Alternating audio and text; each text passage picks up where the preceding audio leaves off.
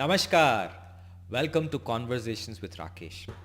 This week, I got a very good question on conflicts. Rakesh sir, I've had a major conflict in my workplace and it didn't go very well. This has been happening for quite some time. I have a fairly good idea of what to do in a conflict, but I'd like to ask you that are there any things I should never do in a workplace conflict? What a brilliant question. See, conflicts are a part of workplace communication.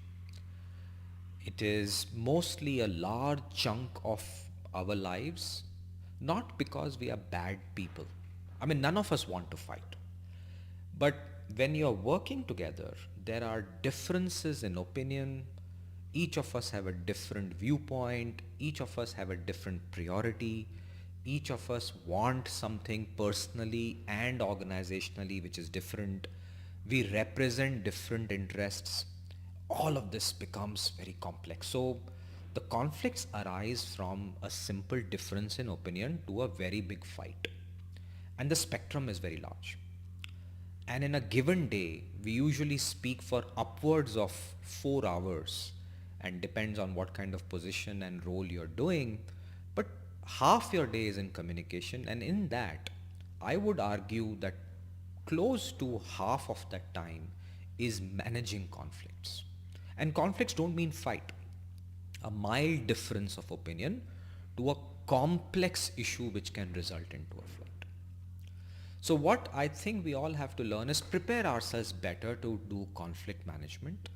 But the question is very nice, that what are the things that I should not do in a conflict management situation? So I thought about it using my own anecdotal experiences. I'll try my best to answer your question. Here is the first thing I encourage you never to do in a workplace conflict. The first one, never go unprepared. This is a mistake I made. When I was working at Intel, there was this massive conflict that was because of a customer issue. There were 5 teams we were working in. Deadlines were approaching, so there was pressure, and pressure is pressure. So everybody is under pressure, right?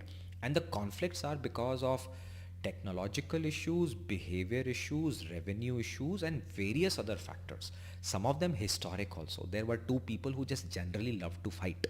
So these things happen.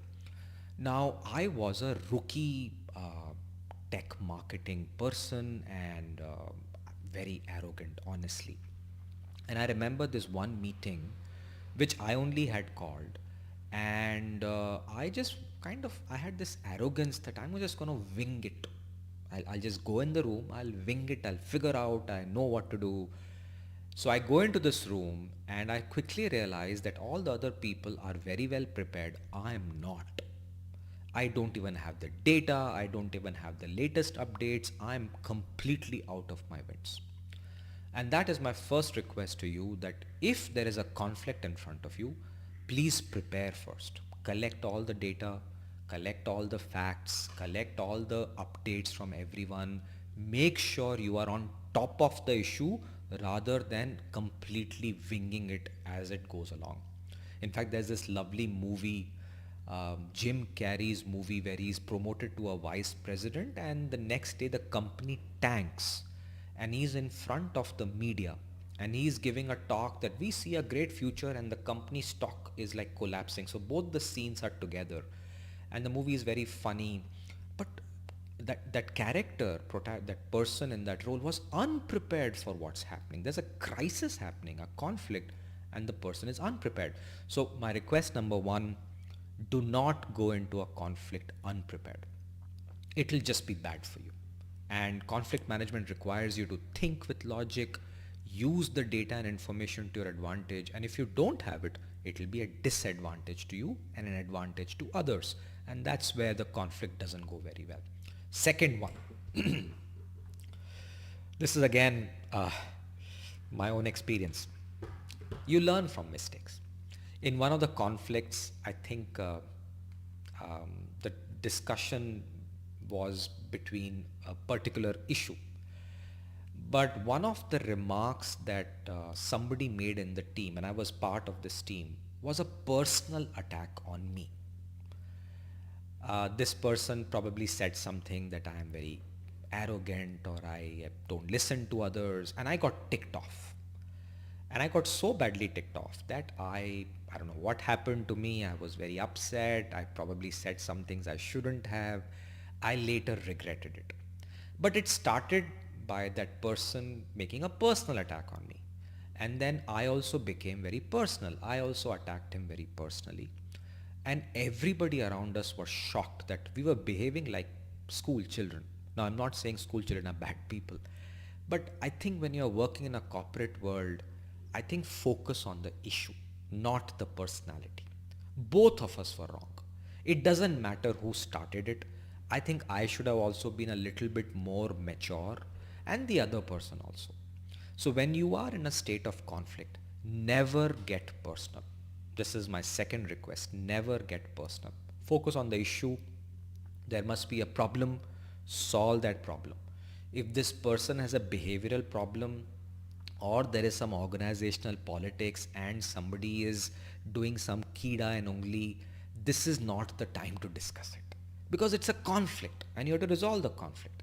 You are going to be measured on how well you solve problems, and solving people's behaviors is a different beast, and it is not your job unless you are the manager and directly accountable for that person's behavior. All that is secondary. But remember, this is not the time to get personal. So request number 2, never get personal. Always focus on the issue. Make sure that you are focused on the problem, that hey, we have to solve this problem. You have a bad attitude is not the focus. And if that person attacks you, get that person to focus on the problem again. Say a sentence that hey, my good looks or bad looks has no correlation to this problem. My bad attitude last week has nothing to do with what we are discussing right now. Let's focus on the problem. And you have to say these sentences. These sentences will help you to stay focused. If you are also getting upset, tell yourself, focus on the issue, solve it, and move on. So that is my request number 2. Now the last one. This is a little longer one, but I'll kind of build a context around it. We are taught multiple moral lessons, values, very important for us. Value number 1, don't give up. All right. Now, there is a reason we teach. I will teach my children, don't give up. Now, there is a context to this message, don't give up. In fact, many companies have this, don't give up. Many schools and colleges have, don't give up. Many products will have a punchline, don't give up. Fine. That's a great lesson. Now, let's understand conflicts. If both the people in the conflict are going to stick to this message that mummy taught some 20 years ago or grandma taught some 40 years ago, I think it's a disaster. Because that's not how conflicts work. Somebody has to give in. It's a negotiation process. It's a process that requires a lot of communication, collaboration, tools. And don't give up is not the right thing to learn at this point of time. I think a better idea is learn to know when to give up and know when to give up. If the conflict is not going in the right direction, break. One of you should say that, hey, this is unproductive. Let's meet again, or let's give up. This is what it is. There are also some other very good tools and techniques in conflict management, which is called you disagree with each other, but you still say, okay, we will support each other.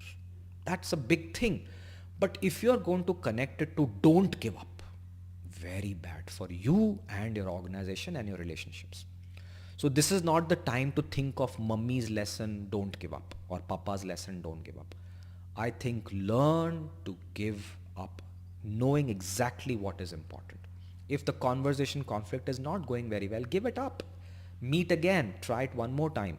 But if you're going to stay कि boss मैं तो याद solve करके ही जाऊंगा, मैं तो छोड़ूंगा नहीं because मेरी इज्जत का सवाल है, I think the conflict is going to go in a bad direction because now it has reached a point of stubbornness. And when two people become stubborn, that's where they start attacking the personalities. That's when the conflict becomes a fight and it's a relationship lost.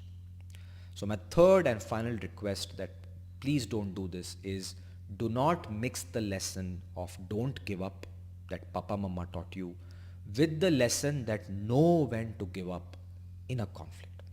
You will be so much better off if you know that this is my tripwire, a concept from negotiation, that if we cross this line, we'll break and we'll reconvene or we'll figure out some other thing, but we'll break. The conversation is over.